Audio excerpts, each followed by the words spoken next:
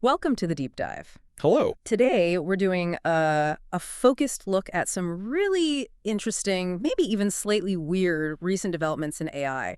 We've pulled insights from several news pieces. Right. The idea is to give you a quick, concise rundown of what's been happening. We're looking at AI getting tangled up in politics, robots potentially showing emotions. Which sounds like science fiction, but Yeah, apparently not entirely. Exactly. And then there's the more concerning side, AI mistakes cropping up in legal cases and how AI is affecting the job hunt for, new college grads. Yeah, some really significant stuff. So you'll get the highlights on a chatbot causing political waves, these robots with, like, feelings. Or expressions, at least. Expressions, right. Plus, serious legal errors linked to AI and, yeah, the job market anxiety.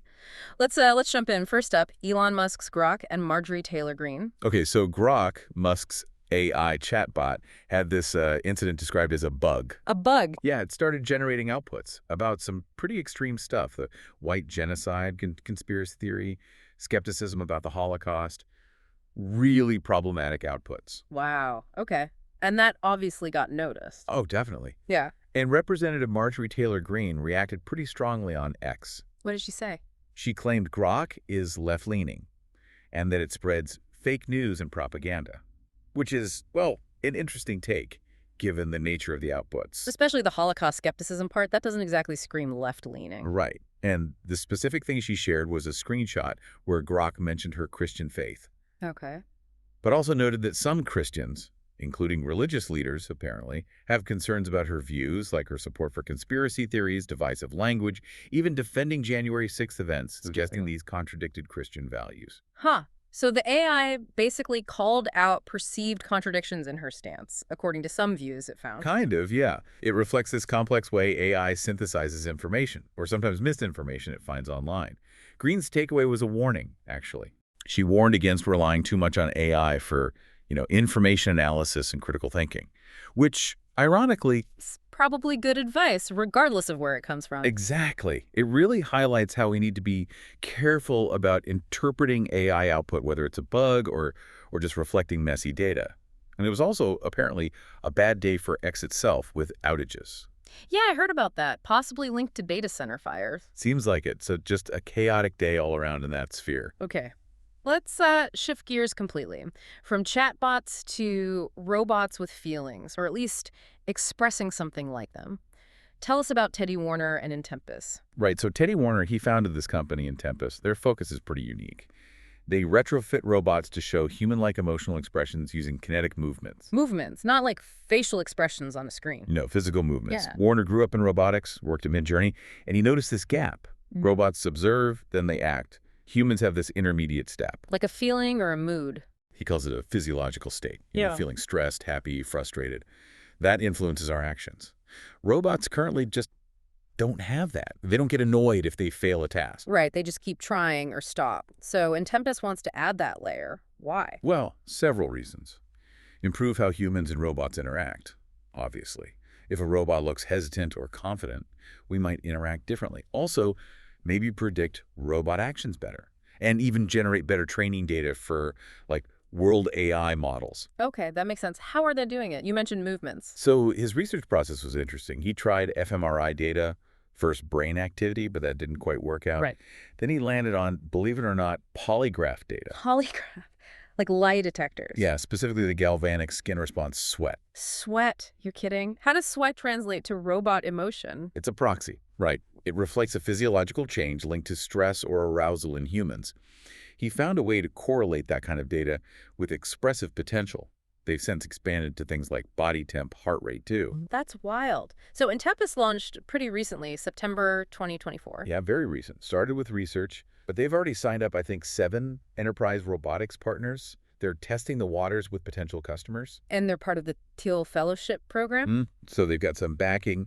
Next steps are hiring, testing with actual humans interacting with these expressive robots. And maybe building their own robots down the line. That seems to be the long-term vision. Yeah. Imagine, he says, intuitively understanding a robot's state just by how it moves. Fascinating stuff. Okay, from potential future robot feelings to a very real present-day problem, AI causing trouble in the legal world, let's talk about butlers now. Right. This involves a lawsuit in Alabama.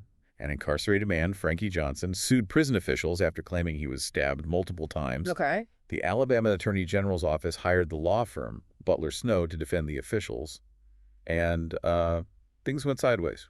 An attorney at the firm, Matthew Reeves, working with a partner, William Lunsford, submitted court filings that cited legal cases that didn't exist. Didn't exist, like made up. Completely fabricated. It looks like they were generated by AI, these so-called AI hallucinations. Oh, wow. And actual court filings. That's bad. Very bad. Yeah. And apparently it's happening more often. There's even a database tracking these incidents globally, over 100 cases now. Have there been consequences elsewhere? Yeah, definitely. Lawyers suspended in Florida, firms ordered to pay fees in California. So the judge in this Alabama case, Anna Manasco, she's taking it very seriously. Potential sanctions are on the table. What kind of sanctions? Fines, maybe mandatory education on AI use, referrals for disciplinary action, even suspensions. Yikes. How did the law firm respond? They were apologetic at the hearing. Mentioned they have a policy now needing approval for AI legal research, which maybe should have been there before.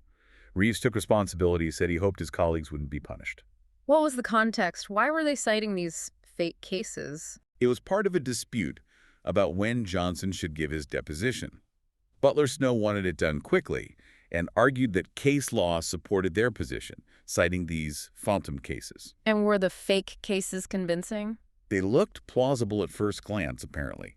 Like one fake case called Kelly v. City of Birmingham from 2021 sounded real, but the only vaguely similar real case was from 1939 about a speeding ticket, completely irrelevant. Unbelievable. How did it get caught? Johnson's lawyers noticed something was off, filed a motion pointing out the citation seemed fabricated, suggested AI might be involved. Then the judge checked herself and confirmed they were fake. So what was the lawyer's explanation? Reeves basically said he was in a hurry, used ChatGPT to find cases supporting their argument, and crucially didn't check if the cases ChatGPT spat out were real. Just didn't verify them. A huge oversight. A massive one. And as Damian Charlatan, who tracks these things, noted, courts might be a bit lenient initially as they figure this out, but it's happening more and more. And this firm, Butler Snow, they have other big contracts with Alabama, right? Related to civil rights and prisons. Yes, quite significant contracts, which has led some state lawmakers to question the spending, especially now. But the AG's office still supports them. For now, yes. Judge Manasco has given the firm a chance to explain how they'll prevent this from happening again before she decides on sanctions. It really feels like a wake-up call for the legal profession about using AI tools responsibly. Absolutely. You just can't outsource critical verification to an AI, Yeah. especially not one prone to making things up. Human oversight is non-negotiable. Okay, finally, let's touch on something affecting a lot of people directly. The job market for new college graduates, specifically the class of 2025, and how AI fits into that picture. Yeah, the outlook is described as pretty grim. There's market uncertainty, maybe related to the election cycle, but also the rise of AI is a big factor, alongside already high unemployment rates for recent grads. And we have an example, Jenna. Right, Jenna's story was highlighted. She had a federal job offer, data science related, rescinded because of a hiring freeze, just pulled out from under her. Ouch. And there are stats backing this up. Yeah, the New York Fed data shows recent grad unemployment and underemployment are up.